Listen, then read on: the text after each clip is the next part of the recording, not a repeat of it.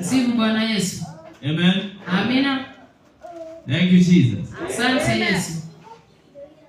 The Spirit of God Roho wa Mungu is the man. ni mwanaume. Amen. Amina. That's why Paul said, Paulo alisema, I don't allow a woman siruhusu mwanamke to teach. kufunza. Amen. Amina. A woman is a weak vessel, is without the Spirit. It's without the Spirit. Mwanamke ni chombo kidhaifu. Amen. Amen.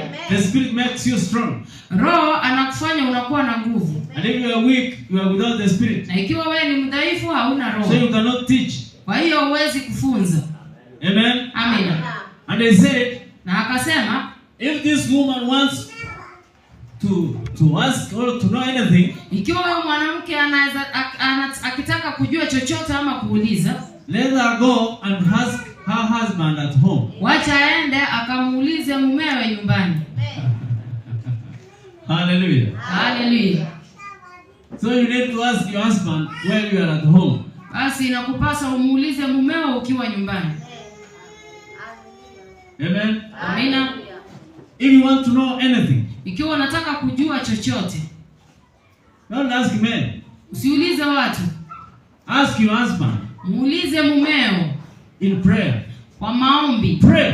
Omba. Pray. Omba. Pray. Omba. Pray. Omba. If there's something you want to know, kama kuna kitu unataka kujua, don't ask. Usiulize. Usimuulize yeyote. Because if you ask me something, kwa sababu ukiniuliza kitu, I may answer you in the flesh.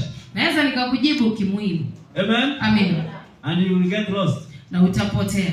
But if you want to know that thing, go and pray. Ask your husband, ask your father. Ikiwa unataka kujua hiyo kitu, nenda kaombe, muulize mumeo, omba, omba. Until hadi he sends a preacher. Amtume mhubiri. And the preacher na mhubiri will reveal that thing to you. Atakufunulia hicho kitu kwako. Amen. Amina. Thank you, Jesus. Asante Yesu. Don't ask. Usiulize. Amen. Amina.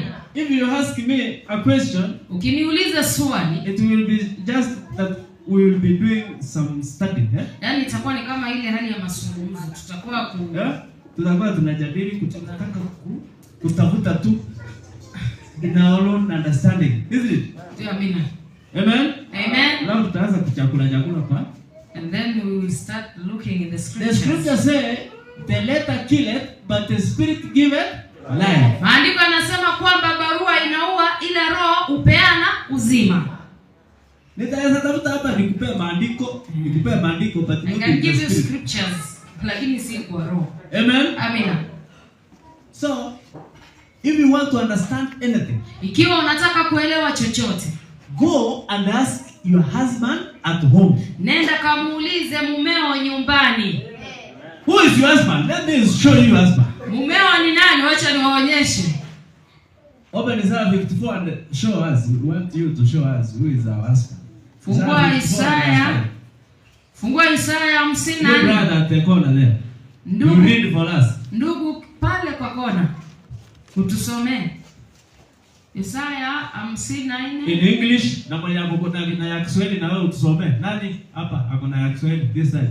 Mwingine aliye na Biblia ya Kiswahili pande hii. Soma kwa bidii kwa sauti. Verse 5. For my maker is thy husband, the Lord of hosts is mine, is his name, and thy Redeemer, the Holy One of Israel. Thy maker is thine. Muumba wako ni mmeo. Nani ako na ya Kiswahili atusome naye? Oh, ni wazungu tu. Okay. It's okay. Some hiyo ya Kiswahili. Acha nisome hiyo ya Kiswahili.